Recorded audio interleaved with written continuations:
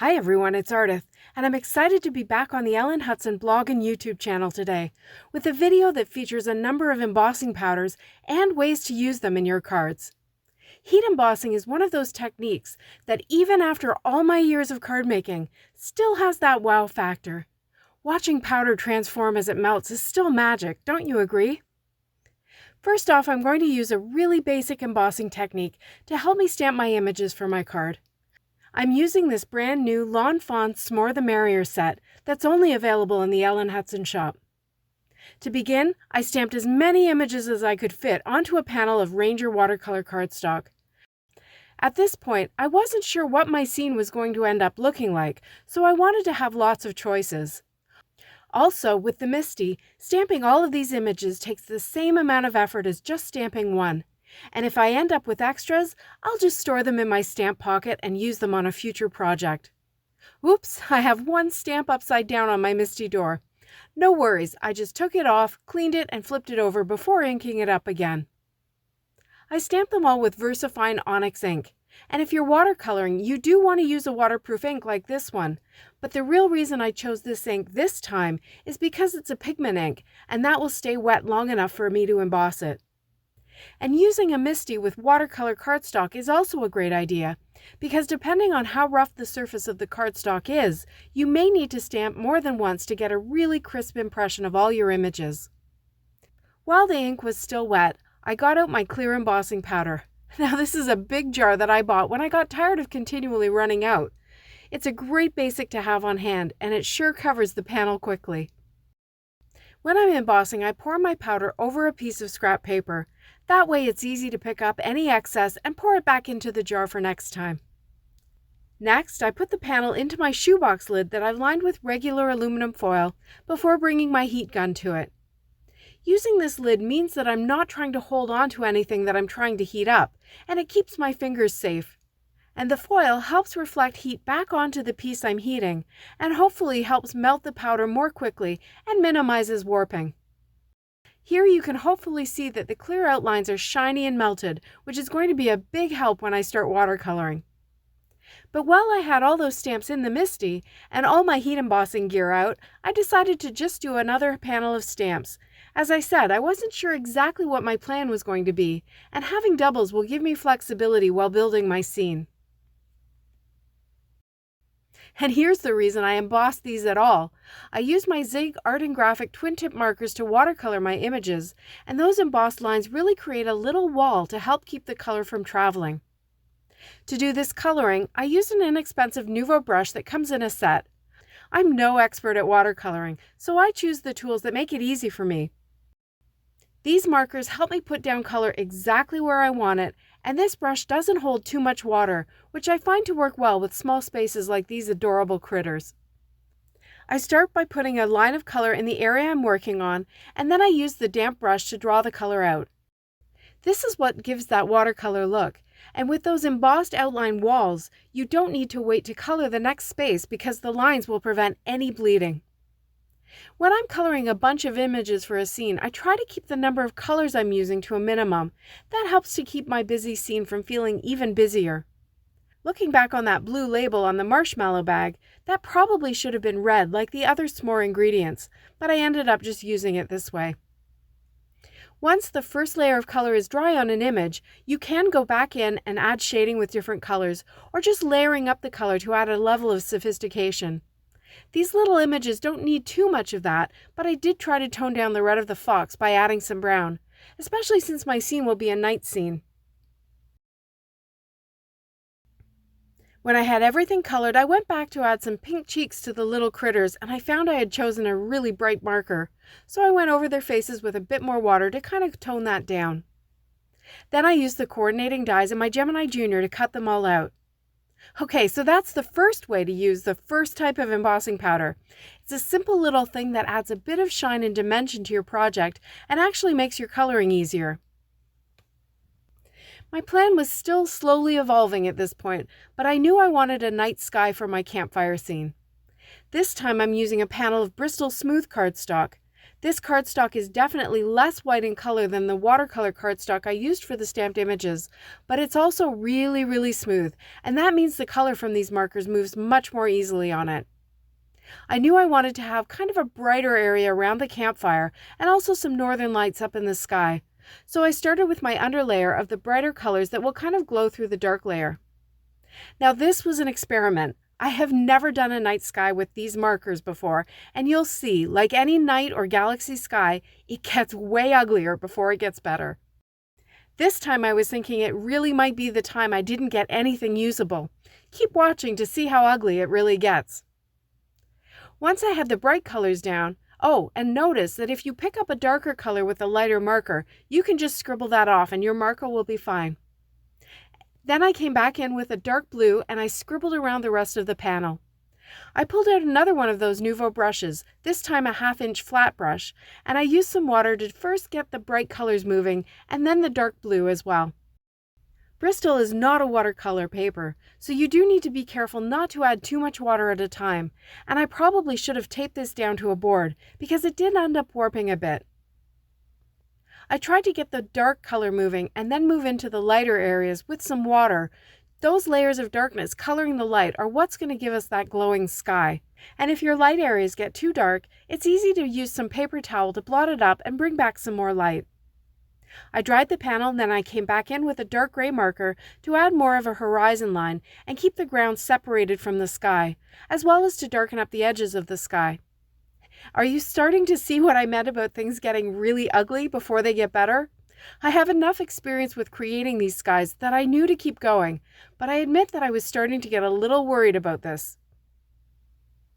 I added a couple more layers of color, including a bright fuchsia and a bright blue just to the sky area to add to the richness of the nighttime colors I was using, and I finished off with black just in the top corners. Once it was dry, it looked better than I thought it would. I used an Essentials by Ellen Essential Square die to trim it down, and I figured that a run through my die cutting machine might just help to flatten it out a bit. I'm keeping these square dies on a binder ring now. I find it so much easier to work with than a magnetic sheet in a pocket, just because there's so many of these dies. I just find the square I want, open the ring, and take it out, then put it back in when I'm finished. Now let's get back to that heat embossing. I kind of lost any real look of northern lights in my night sky, so I got out this fun embossing glitter from Wow in Lime Ricky, which I think should be a fun addition and give that kind of glow I'm looking for. For the shape of my northern lights, I kind of freehanded a mask with my scissors and a sticky note. And looking at it now, I think it may look more like a tornado than northern lights, but that's where one of the properties of this particular embossing powder will really help out. I used this little wood grain stamp from the Winterscape set, and I stamped it down in the exposed area. This time I'm using embossing ink, which is clear and sticky, and this will give my northern lights a kind of wispy look. And since the lines are vertical, that's one way it'll look less like a tornado. The other thing is that this powder is translucent, which means that even though it looks quite green when I first pour it on, you'll be able to see the dark background through it once it's fully heated and melted. It just has a wonderful, otherworldly glow. See? Very Northern Lights. And now I'll do it again with another translucent glitter embossing powder called Unicorn Magic. This time I wanted to reinforce that warm glow around the fire and also maybe create some reference to the little sparks you might see. I used a little dotty stamp from Bokeh Backgrounds, and I stamped it where the fire will sit in my scene, using my Misty again. Then it was time to add some sparkle to the fire itself. I quickly used 2 little pieces of Post-it tape to mask off the logs under the fire. I pushed the fire right into my embossing ink pad, and then I added the same Unicorn Magic powder, and I heated it with my heat gun in my shoebox lid. Okay, so that's translucent powders, and now let's look at an opaque powder. It's time to stamp some stars into this night sky, and I'm using a little stamp from the set, along with my embossing ink, stamping them randomly over the sky. I didn't use an anti-static pouch for this, and I don't really mind. I think that if I end up with some tiny specks of white powder in this night sky, it'll just look like faraway stars, and that's exactly what any galaxy sky needs to start to look really good. This time I used opaque bright white powder, and when it gets heated up, it actually gets whiter and completely covers the dark underneath it. Now it's time to move on to my sentiment. I wanted to use an alphabet for one word, but I wanted to show you 2 ways you can do this, so at this point my plan for 1 card became a plan for 2 cards.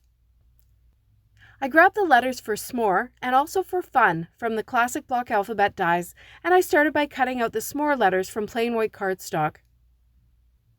I also needed an apostrophe, and I spent a minute or two looking at the letter dies to see what I could use. In the end, I just grabbed an extra P that I had in the stamp pocket and I snipped off the tail. That seemed to be the best I could do. I grabbed a strip of scrap white cardstock and I put down a coating of temporary adhesive before adding the letters to it. This long strip will act as a handle for the next couple of steps. This time I'm using Merrier embossing powder, which is a really interesting mix of copper powder and these silvery, chunky bits that kind of melt all together. I love the warmth of the color and it seemed like a good one for a camp-themed card.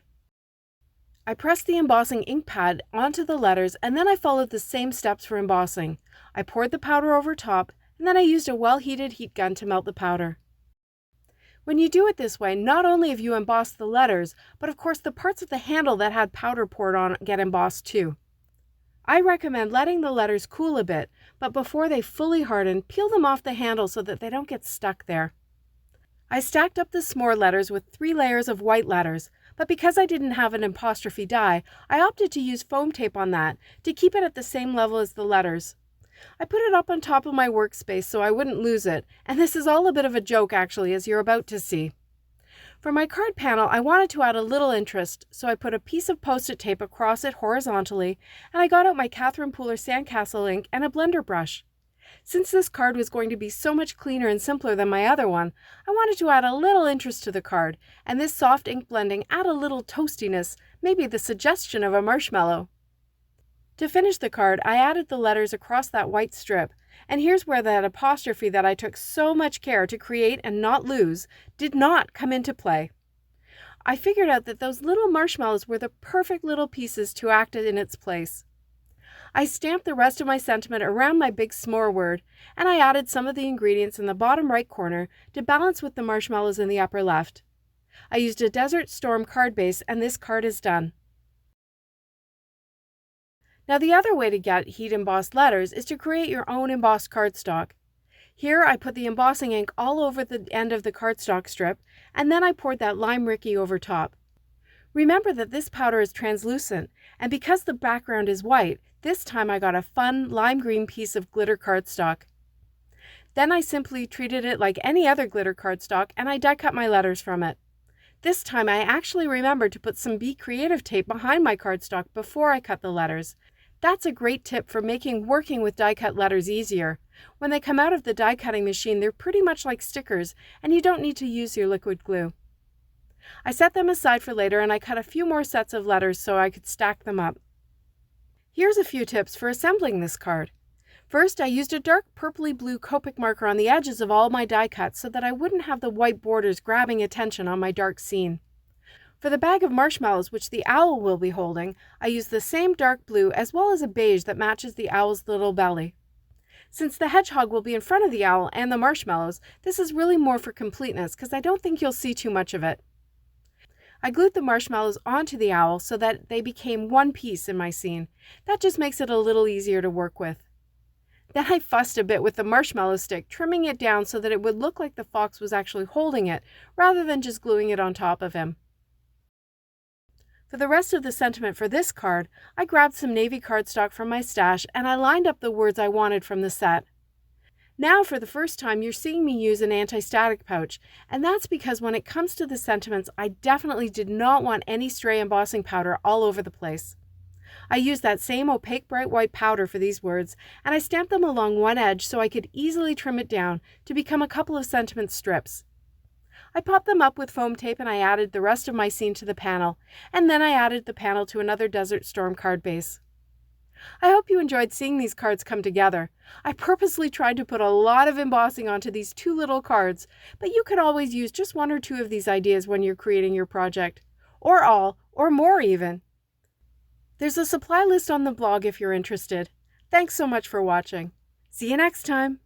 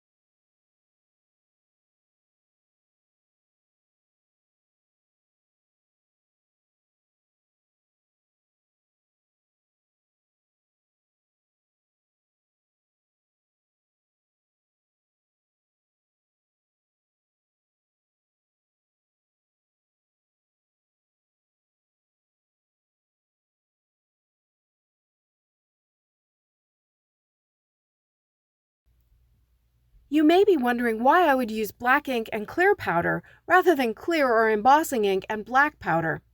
For me, the answer is this. Even with an anti-static pouch, I find that stray black powder grains can end up on my cardstock. With the clear powder, the lines are always really clean. I usually save my black embossing powder for tone-on-tone looks with black cardstock, where any stray flecks will not show up.